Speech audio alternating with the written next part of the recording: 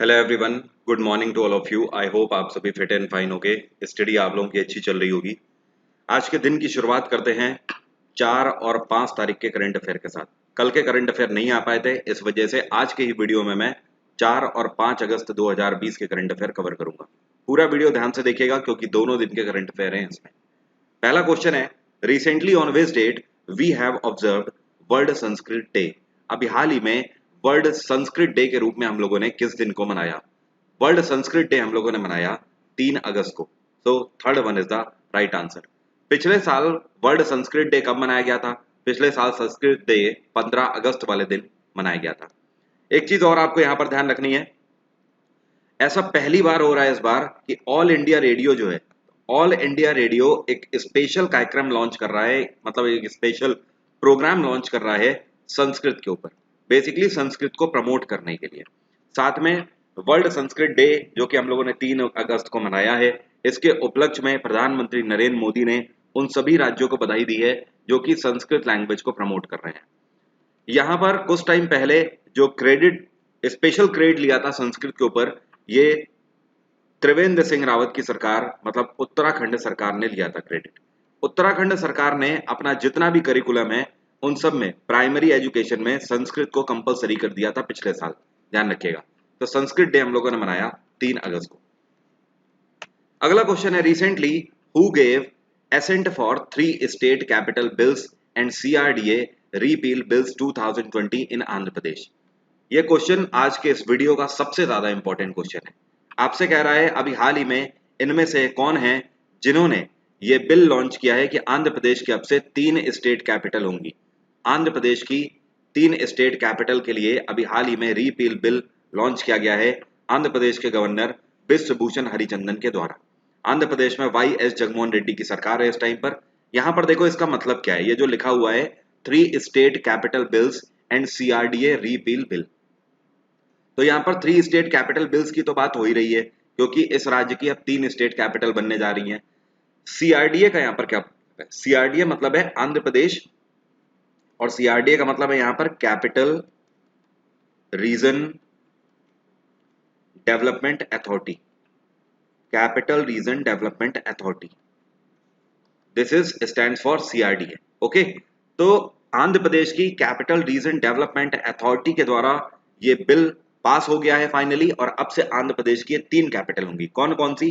पहली होगी अमरावती, दूसरी विशाखापत्तनम और तीसरी होगी कुर्नूल। यहां पर ये समझ लेते हैं ये कैपिटल किस बिहाफ पर बनाई जा रही है। अमरावती अब से आपको ध्यान रखना है ये लेजिस्लेटिव कैपिटल होगी आंध्र प्रदेश की। विशाखापत्तनम की बात करें तो ये एग्जीक्यूटिव कैपिटल होगी, और इसमें क्या क्या होगा? इसमें राजभवन होगा, सेक्रेटेरिएट होगा और हेड्स ऑफ डिपार्टमेंट के सभी ऑफिसर्स होंगे। अमरावती को लेजिस्लेटिव कैपिटल डिक्लेयर करने के साथ ही यहाँ पर जितने भी लेजिस्लेचर की सीट्स हैं उन सब के ऑफिसर्स यहाँ पर होंगे। साथ में कुर्नूल जो है, कुर्नूल को जुडिशियल कैपिटल बनाया जाएगा, और इसमें जितने भी स्टेट जुडिशियल इंस्टीट्यूशंस होंगे सबको स्थापित किया जाएगा कुर्नूल में। तो कुर्नूल आपका जुडिशियल कैपिटल, अमरावती जो है आपकी ये लेजिस्लेटिव कैपिटल होगी, और विशाखापत्तनम होगी एग्जीक्यूटिव कैपिटल। कोई भी आप में से ये क्वेश्चन भूलना नहीं चाहिए, हर एक को एक क्वेश्चन रटा हुआ होना चाहिए आपसे कि आंध्र प्रदेश की 3 कैपिटल है, कुर्नूल, अमरावती और विशाखापत्तनम, और तीनों कौन कौन सी कैपिटल है। डेफिनेटली चाहे जब एग्जाम हो ये क्वेश्चन आप लोगों की शिफ्ट में रखा मिलेगा, देख लेना। अगला क्वेश्चन है, recently who inaugurated Thenzawl golf resort under Swadesh Darshan scheme of ministry of tourism. आपसे कह रहा है मिनिस्ट्री ऑफ टूरिज्म की तरफ से स्वदेश दर्शन स्कीम के तहत थंजावल गोल्फ रिसोर्ट अभी हाल ही में इनॉग्रेट किया गया है। किसके द्वारा इसका इनॉग्रेशन किया गया है? जाहिर सी बात है ये कौन है? ये है प्रहलाद सिंह पटेल, क्योंकि जाहिर सी बात है ही is the culture and tourism minister of India. तो प्रहलाद सिंह पटेल के द्वारा इसका इनॉग्रेशन किया गया है वीडियो कॉन्फ्रेंसिंग के थ्रू। इसका इनॉग्रेशन इन्होंने दिल्ली में बैठकर वीडियो कॉन्फ्रेंसिंग के थ्रू किया। और ये जो थंजावल गोल्फ रिसोर्ट है ये कहां पर बनेगा? ये बनने जा रहा है अब मिजोरम में, मिजोरम में। अगला क्वेश्चन है, recently Shri Sanjay Dhotre inaugurated Bharat air fibre high speed broadband service eight which district of Maharashtra. Question का मतलब यह है कि महाराष्ट्र के कौन से डिस्ट्रिक्ट में Bharat air fibre high speed broadband service को लॉन्च किया गया है संजय धोत्रे के द्वारा। ये लॉन्च करी गई है ये स्कीम महाराष्ट्र के अकोला डिस्ट्रिक्ट में। यहाँ पर एक चीज आपको बता दूं, ये जो Bharat air fibre high speed broadband service है, ये किस कंपनी की देन है? ये बीएसएनएल की देन है। आपसे क्वेश्चन ये भी पूछ सकता है कि Bharat air fibre high speed broadband service is associated with which company? Option दे देगा एयरटेल, वोडाफोन, जियो या बीएसएनएल, इस तरीके से। तो ध्यान रखना है, बीएसएनएल ने Bharat air fibre high speed broadband service यहाँ पर लॉन्च करी है। इसके तहत महाराष्ट्र के जितने भी रूरल एरियाज हैं जहां पर इंटरनेट कनेक्टिविटी की प्रॉब्लम है, वहां के लिए दावा कर रहा है बीएसएनएल कि उन सभी को वायरलेस कनेक्टिविटी देंगे इंटरनेट। बीएसएनएल की बात करें तो इसकी स्थापना साल 2000 में करी गई थी। बीएसएनएल का हेडक्वार्टर है नई दिल्ली और बीएसएनएल के सीईओ कौन है? ये हैं प्रवीण कुमार पुरवार। कौन है? प्रवीण कुमार पुरवार। अगला क्वेश्चन है, और ध्यान रखिएगा कुछ टाइम पहले बीएसएनएल को जब मार्केट में नकार दिया गया था, बीएसएनएल को कनेक्टिविटी प्रॉब्लम की वजह से बीच में बीएसएनएल को बहुत ज्यादा नुकसान हुआ था। उस टाइम पर बीएसएनएल ने वाईफाई कनेक्टिविटी के लिए किस कंपनी के साथ पैक्ट साइन किया था? बीएसएनएल ने उस टाइम पर हाथ मिलाया था गूगल के साथ। तो गूगल की ही ये देन है बीएसएनएल के साथ मिलकर कि बीएसएनएल अब इस तरीके की सर्विस को लॉन्च करके फिर से मार्केट में कमबैक करने जा रहा है। नेक्स्ट क्वेश्चन है, recently which state government approved project? इस प्रोजेक्ट का नाम है magnet for boosting fruit and vegetable production in the state. राज्य में सब्जियों और फलों के उत्पादन को बढ़ावा देने के लिए मैग्नेट नाम का प्रोजेक्ट कौन सी राज्य सरकार के द्वारा लॉन्च किया जा रहा है? यह लॉन्च किया जा रहा है उद्धव ठाकरे की सरकार के द्वारा, मतलब महाराष्ट्र सरकार के द्वारा इसको लॉन्च किया जा रहा है। इसका मेन मोटो है वेजिटेबल और फ्रूट्स का जो प्रोडक्शन है इसको दोगुना करना, और अगले कितने साल में? अगले 6 साल में टारगेट लेकर चल रही है महाराष्ट्र सरकार। इसकी एस्टिमेटेड कॉस्ट कितनी है? इसमें पैसा लगेगा 1000 करोड़, पूरा 1000 करोड़ की लागत आ रही है, और इसके लिए महाराष्ट्र सरकार ने एशियन डेवलपमेंट बैंक से पैक्ट साइन किया है। इस 1000 करोड़ की लागत में एडीबी से 70% फंडिंग होगी, 70% इसका खर्चा उठाएगा एडीबी। फिलहाल में ये तो लोन है, बेसिकली खर्चा क्या उठाएगा? खर्चा तो पूरा सरकार को ही देना होगा, लेकिन 70% जो लोन है एस्टिमेटेड कॉस्ट का, ये एशियन डेवलपमेंट बैंक दे रही है, और महाराष्ट्र सरकार बाकी का 30% वहन करेगी। महाराष्ट्र में उद्धव ठाकरे की सरकार है, गवर्नर है यहाँ पर भगत सिंह कोश्यारी। उत्तर प्रदेश में योगी आदित्यनाथ की सरकार है, गवर्नर है आनंदीबेन पटेल। मध्य प्रदेश में शिवराज सिंह चौहान की सरकार है, यहाँ पर भी गवर्नर है आनंदीबेन पटेल। गुजरात में विजय रूपानी की सरकार है और गवर्नर है आचार्य देवव्रत। अगला क्वेश्चन है, recently which state government launched एक मास्क अनेक जिंदगी public awareness campaign from 1 to 15 अगस्त। 1 अगस्त से लेकर 15 अगस्त तक एक कैंपेन चलाया जा रहा है, एक मास्क अनेक जिंदगी। किस राज्य सरकार के द्वारा यह कैंपेन चलाया जा रहा है? इसको चला रही है शिवराज सिंह चौहान की सरकार।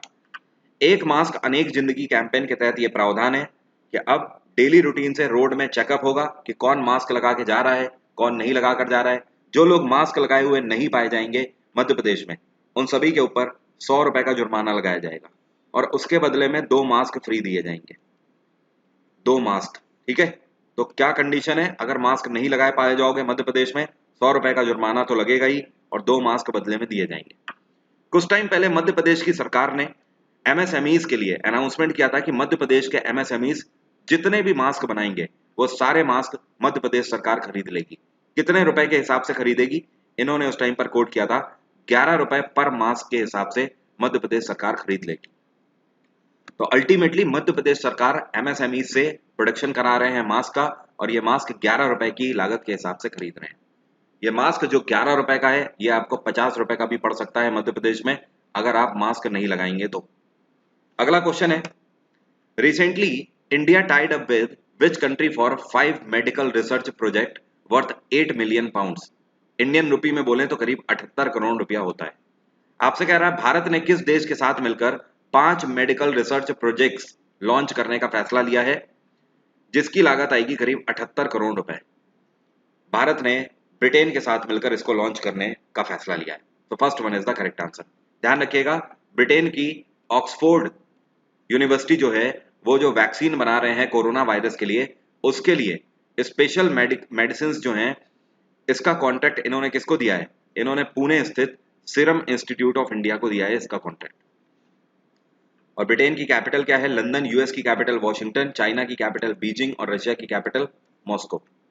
अगला क्वेश्चन है, recently who launched affordable rental housing complexes pack, CREDAI Awas application, e commerce portal और housing for all dot com ये वेबसाइट है ऑफ नेरेडको। क्वेश्चन का मतलब देखो हिंदी में समझाता हूं आपको जिन लोगों को नहीं समझ आया। आपसे कह रहा है इसमें से कौन है व्यक्ति जिसने अभी हाल ही में affordable renting housing complexes pack launch किया है। इसके तहत आपको घर मिलेगा अफोर्डेबल प्राइस में, कम प्राइस में आपको घर देने का प्रावधान है, जिसके लिए एक एप्लीकेशन लॉन्च किया गया है। इस एप्लीकेशन का नाम है क्रेडई आवास। एक पोर्टल लॉन्च किया गया है जिसका नाम है ई कॉमर्स पोर्टल, और एक वेबसाइट लॉन्च करी गई है जिसका नाम है housing for all dot com. इन तीनों जगहों पर आपको affordable renting housing complexes pack मिलेंगे। अगर आपको घर की जरूरत है तो कम पैसों में आपको यहाँ पर घर मुहैया कराए जाएंगे। ये लॉन्च किया गया है किसके द्वारा? ये हमारे housing and urban affairs minister Hardeep Singh Puri के द्वारा लॉन्च किया गया है। So fourth one is the correct answer. Hardeep Singh Puri के पास हाउसिंग और अर्बन अफेयर्स मिनिस्ट्री के अलावा भी सिविल एविएशन मिनिस्ट्री है, ध्यान रखिएगा। अब यहाँ पर अगर हम बात करें नेरेडको की, तो नेरेडको का हेडक्वार्टर क्या है? नई दिल्ली इसका हेडक्वार्टर है। 1998 में इसकी स्थापना करी गई थी। और नेरेडको के इस टाइम पे चेयरपर्सन कौन है? ये है राजीव तलवार। राजीव तलवार। अच्छा, एक चीज और है यहाँ पर आपको बता देता हूँ। भारत सरकार ने अभी कल ही अनाउंस किया है, कल रात में ही अपडेट हुई है ये न्यूज। भारत सरकार ने अनाउंस किया है कि अगले 14 दिन में फैसला ले लेंगे कि मेट्रो रेल को कब कंटिन्यू करना है। तो मेट्रो बहुत ही जल्द चल सकती है, अगले 14 दिन में, मतलब 2 हफ्तों में फैसला ले लेगी भारत सरकार। नेक्स्ट क्वेश्चन है, recently Nitin Gadkari inaugurated under renovation upstream carriage way of Mahatma Gandhi Setu in which state? आपसे कह रहा है नितिन गडकरी ने इनमें से कौन से राज्य में महात्मा गांधी सेतु जिसको रेनोवेट किया जा रहा था उसको अभी इनॉग्रेट कर दिया है। महात्मा गांधी सेतु आपका कहां पर है? ये है बिहार में। तो बिहार में एक्चुअली ध्यान रखना, ये जो ब्रिज है ये नया ब्रिज नहीं बना हुआ है, ये आपको दिख भी रहा होगा, ये नया ब्रिज कहीं से भी नहीं दिख रहा है। ये ब्रिज बहुत पहले का है, इसको रिन्यू करने का कॉन्ट्रैक्ट लिया था, ठीक है। तो इसको रिन्यूएबल करना था, तो इसका रिन्यूअल होना था 4 लेन में, 4 लेन इसमें है, ठीक है। तो 4 में से अभी पूरी नहीं बनी है, केवल 2 लेन अभी बनी हुई है। तो 2 लेन का काम अभी बाकी चल रहा है, लेकिन इन्होंने 2 लेन रेडी होने के साथ ही इसको फिर से इनॉग्रेट कर दिया है, मतलब चलाना शुरू कर दिया है ताकि ट्रैफिक कंट्रोल रहे।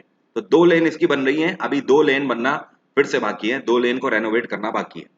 साथ ही में नितिन जयराम गडकरी ने अनाउंस किया है कि ये जो महात्मा गांधी सेतु है इसी के पैरेलल एक और ब्रिज बनाएंगे, ठीक है। और ये ब्रिज कितना किलोमीटर लंबा होगा? ये 5 किलोमीटर लंबा ब्रिज होगा, 5 किलोमीटर इसकी लेंथ होगी, ध्यान रखना।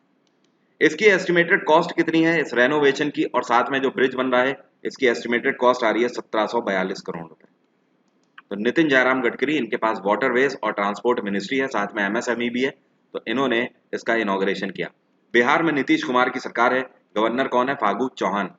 आप लोग ध्यान रखें, आप में से जो लोग भी मेरी स्टैटिक जीके की do you know series follow करना चाहते हो, जो कि मैं डेली रात 9 बजे आकर वहां पे 15 से 20 मिनट का सेशन लेता हूं, इस वीडियो के डिस्क्रिप्शन में मैंने आपको लिंक दिया हुआ है, वहां पे जाइए और डू यू नो सीरीज पर जाके क्लिक करके आप डेली के वीडियोस देख सकते हो। साथ में जिन लोगों को लिंक नहीं भी मिलता है तो उनको मैं डायरेक्ट बता देता हूं, उस चैनल का नाम है अन अकेडमी एसएससी प्लस।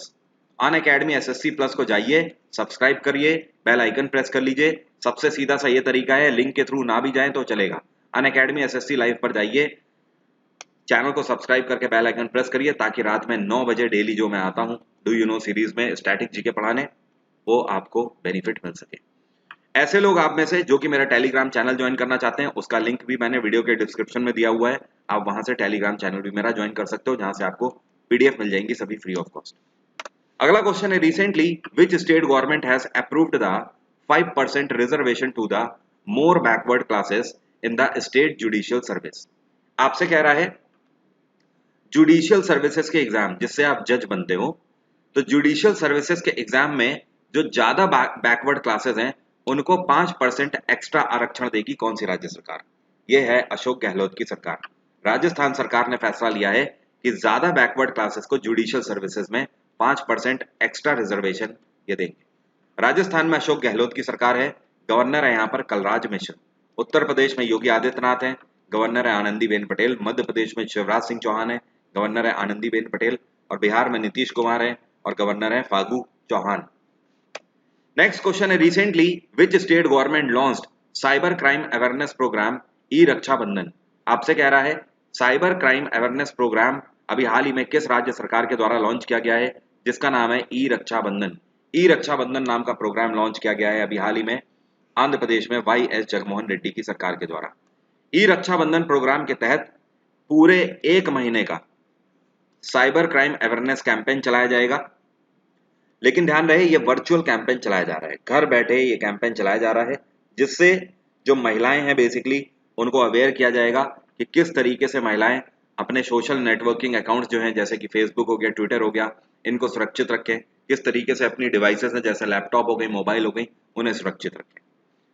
अगला क्वेश्चन है recently squash rackets federation of India, जिसे इन शॉर्ट SRFI बोलते हैं, तो अभी हाल ही में SRFI ने विड्रॉ कर लिया है women's world team squash championship 2020 से, जो कि कौन से शहर में होने वाला था। क्वेश्चन का मतलब समझ रहे हो क्या है, आपसे कह रहा है कि भारत ने women's world team squash championship जो 2020 में होनी थी इससे विड्रॉ कर लिया है, खुद को बाहर कर लिया है, मतलब भारत इसमें पार्ट नहीं ले रहा है। तो ये कहाँ होनी थी, ये होनी थी कुआलालंपुर में। कहां पर, कुआलालंपुर।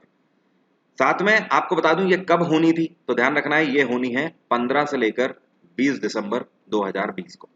इससे विड्रॉ क्यों कर लिया squash rackets federation of India ने, इससे विड्रॉ करने का मेन रीजन है कि कोविड-19 की वजह से पहली चीज तो प्रेजेंटेशन नहीं तैयार है इंडिया की, साथ में एथलीट भी रेडी नहीं है। तो इन दोनों रीजंस के चलते finally squash racket federation of India ने डिसाइड किया कि इस बार चैंपियनशिप 2020 में पार्ट नहीं लेंगे।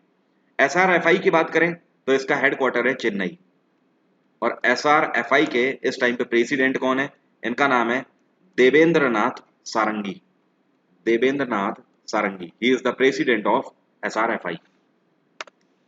रिसेंटली ये कौन से स्टेट के चीफ मिनिस्टर हैं जिन्होंने एक किताब लॉन्च करी है, इस किताब का नाम है सियासत में सदस्यता।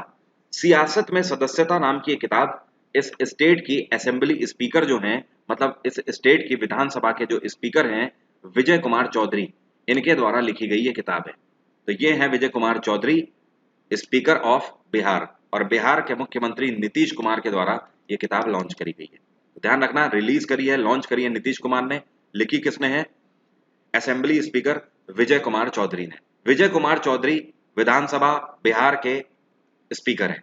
उत्तर प्रदेश के इस टाइम पे विधानसभा स्पीकर कौन है, इनका नाम है हृदय नारायण दीक्षित। तो दीक्षित दी हैं इस टाइम पे स्पीकर ऑफ उत्तर प्रदेश।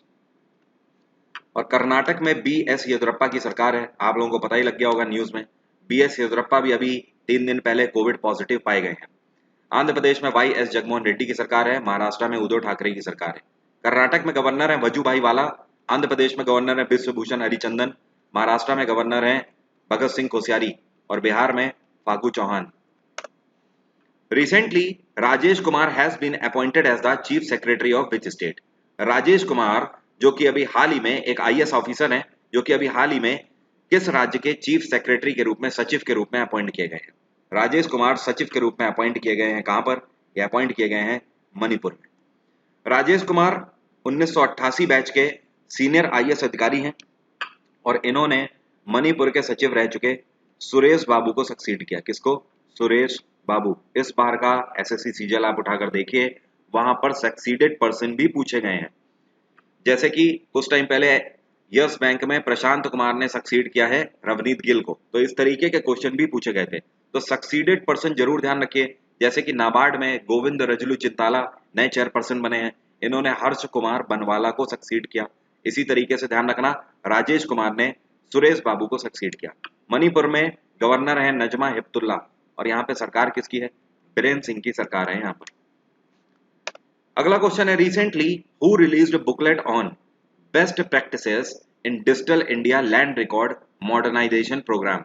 नाम से ही आपको समझ आ रहा है कि digital India land record modernisation programme, Bharat के डेवलपमेंट की बात हो रही है। इस किताब को लॉन्च किया गया है किसके द्वारा, इसको लॉन्च किया गया है नरेंद्र सिंह तोमर के द्वारा।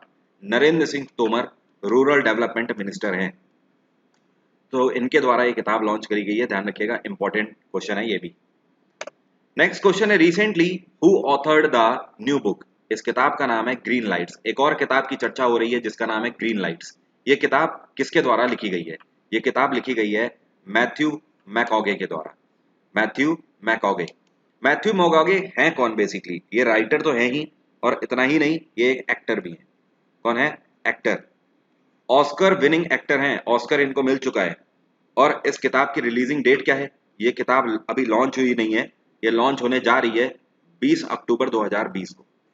तो उस टाइम पर एक बार फिर से न्यूज में आएगी किताब, तब मैं आपको अपडेट करूंगा। अगला क्वेश्चन है, रिसेंटली बेनेडिक्ट हॉबिडिस जो कि जर्मनी के खिलाड़ी हैं, इन्होंने अभी हाल ही में किस खेल से रिटायरमेंट अनाउंस कर दिया है? इस खेल के सभी प्रारूपों से इन्होंने रिटायरमेंट अनाउंस कर दिया है। ये खिलाड़ी हैं फुटबॉल के। तो फुटबॉलर बेनेडिक्ट हॉबिडिस जो कि जर्मनी के खिलाड़ी हैं, इन्होंने अभी हाल ही में रिटायरमेंट अनाउंस कर दिया है। 32 साल की उम्र में इन्होंने रिटायरमेंट अनाउंस किया है। उम्र है 32 साल। ये कैप्टन रह चुके हैं जर्मनी के। काफी अच्छा टाइम पीरियड इन्होंने एज अ कैप्टन सर्व किया है। 2011 से लेकर 17 तक पूरे 6 साल ये कैप्टन रहे हैं। रिसेंटली मोहम्मद इरफान अली, ये जो आपको पिक्चर में दिख रहे हैं, इनका नाम है मोहम्मद इरफान अली। अभी हाल ही में कौन से देश के राष्ट्रपति बने हैं? इरफान अली। इरफान अली राष्ट्रपति बने हैं अभी हाल ही में गुयाना के। कहाँ के? गुयाना। गुयाना एक साउथ अमेरिकन कंट्री है, और इसकी कैपिटल क्या है? इसकी कैपिटल को बोलते हैं जॉर्ज टाउन। क्या बोलते हैं? George town. यहाँ पर करेंसी जाहिर सी बात है डॉलर चलेगा। Okay, so first one is the right answer. Brazil में इस टाइम पे कौन है प्रेसिडेंट? माफ करिएगा, यहाँ पर ब्राजील में कौन है? ये है जैल बोल्सोनारो। इस बार 26 जनवरी को ये हमारे चीफ गेस्ट थे, और पिछले साल 26 जनवरी को 2019 में चीफ गेस्ट थे साउथ अफ्रीका के प्रेसिडेंट। ये कौन है? ये है सिरिल रामाफोसा। तो गुयाना के president Mohamed Irfaan Ali, South Africa के कौन है? ये है सिरिल रामाफोसा, ब्राजील के जैल बोल्सोनारो। वेनेजुएला के प्रेसिडेंट कौन है? ये देखिए गूगल पे और मुझे कमेंट बॉक्स में लिखकर बताइए। मुझे लगता है वेनेजुएला के प्रेसिडेंट किसी को भी नहीं पता होगा आप में से। एक बार देखिए, कहीं से भी रिसर्च करिए और मुझे बताइए, लिख कर बताइए, क्योंकि ये जो रिसर्च की आदत है ये अपने आप डेवलप करिए। चीजें थोड़ी बहुत बीच बीच में रिसर्च करते रहा करिए। नेक्स्ट क्वेश्चन है, अच्छा वेनेजुएला की कैपिटल क्या है? वेनेजुएला की कैपिटल है कारकस। कैपिटल तो मैं बता ही देता हूँ, कारकस कैपिटल है। साउथ अफ्रीका की प्रिटोरिया, ब्राजील की, साउथ अफ्रीका की और भी कैपिटल है। ब्राजील की कैपिटल है ब्राजीलिया, और गुयाना की कैपिटल अभी मैंने आपको बताई जॉर्ज टाउन। नेक्स्ट क्वेश्चन है, recently farmer Andhra Pradesh minister, इनका नाम क्या है? इनका नाम है पी मणिक्याला राव। तो पी मणिक्याला राव जिनका अभी हाल ही में निधन हो गया 59 की एज में, जो कि आंध्र प्रदेश के मिनिस्टर भी रह चुके हैं। किस वजह से इनकी डेथ हुई है? कोरोना वायरस की वजह से इनकी डेथ हो गई अभी हाल ही। रिसेंटली साहित्य अकेडमी अवॉर्डी, इनका नाम क्या है? इनका नाम है सा कांदासामी। अभी हाल ही में सा कांदासामी का निधन हो गया। ये क्या थे? राइटर थे, फोक सिंगर थे, फोक डांसर थे, या तबला प्लेयर थे? जाहिर सी बात है साहित्य अकेडमी मिला है तो ये राइटर ही होंगे, लेखक थे। तो अभी हाल ही में इनका निधन हो गया। कौन से राज्य से बिलोंग करते थे? ध्यान रखना, तमिलनाडु से बिलोंग करते थे। साहित्य अकेडमी अवार्ड से सम्मानित किया जा चुका है। इनकी फेमस नॉवेल्स हैं जिनके लिए इनको और भी अवार्ड मिले हैं, जैसे कि एक है इनकी नॉवेल विसा रानई। विसा रानई एक नॉवेल इनकी और है, सन्स ऑफ द सन। क्या बोलते हैं इसको? सन्स ऑफ द सन। एक किताब इनकी और काफी फेमस है, इसको बोलते हैं साया वनम। साया वनम। तो ये इनकी फेमस 3 बुक्स हैं सबसे ज्यादा, जिसकी वजह से इनको अवार्ड्स मिले हुए हैं काफी सारे। तो अभी हाल ही में लेखक सा कांदासामी का निधन हो गया, जो कि तमिलनाडु से बिलोंग करते थे। अगला क्वेश्चन है, recently Uttar Pradesh cabinet minister, इनका नाम क्या है? इनका नाम है कमल रानी। इनका भी अभी हाल ही में निधन हो गया। She was serving as a, ये उत्तर प्रदेश में कौन सा कैबिनेट सर्व कर रही थी? ये थी टेक्निकल एजुकेशन मिनिस्टर। तो ध्यान रखना है, उत्तर प्रदेश की technical education minister Kamal Rani का निधन हो गया।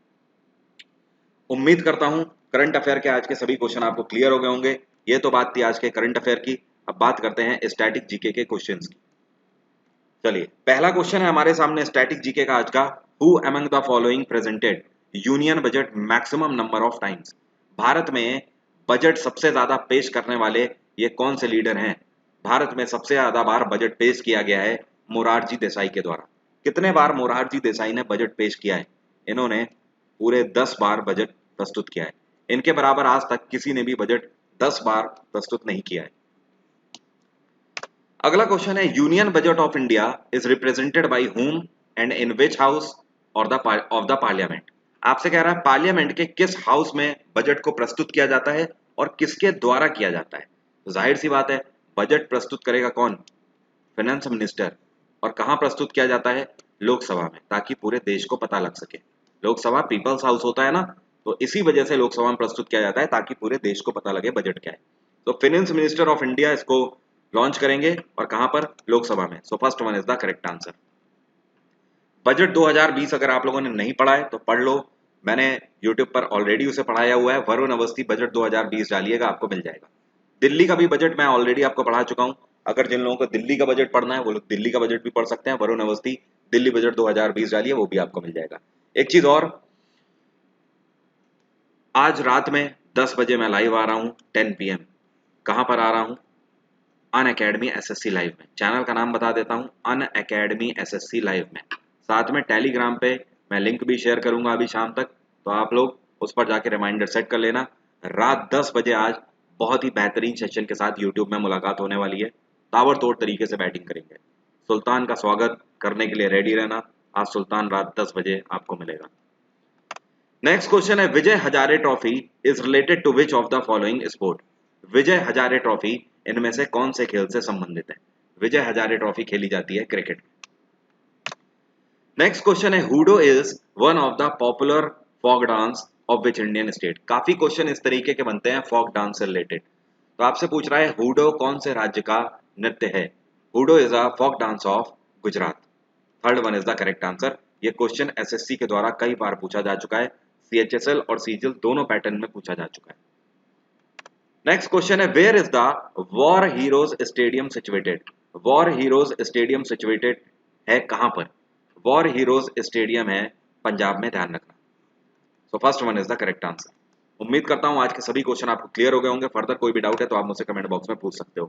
साथ में जो नए बैचेस आ रहे हैं, 1 सितंबर से फुल बैच आ रहा है जिसमें हिस्ट्री, पॉलिटी, ज्योग्राफी, साइंस को कवर करूंगा, तो आप कर सकते हो कवर। ये मेरा डिस्काउंट कोड वरुण777, इसका आप यूज करेंगे तो मात्र 5400 में, जो कि 6000 का सब्सक्रिप्शन है, वो आपको 5400 का पड़ जाएगा पूरे 12 महीने का। साथ में स्टैटिक जीके का भी कोर्स मैं फुल लाने वाला हूँ, आप उसे भी कर सकते हो। साथ में 8 अगस्त को एक और बैच लॉन्च हो रहा है करंट अफेयर का।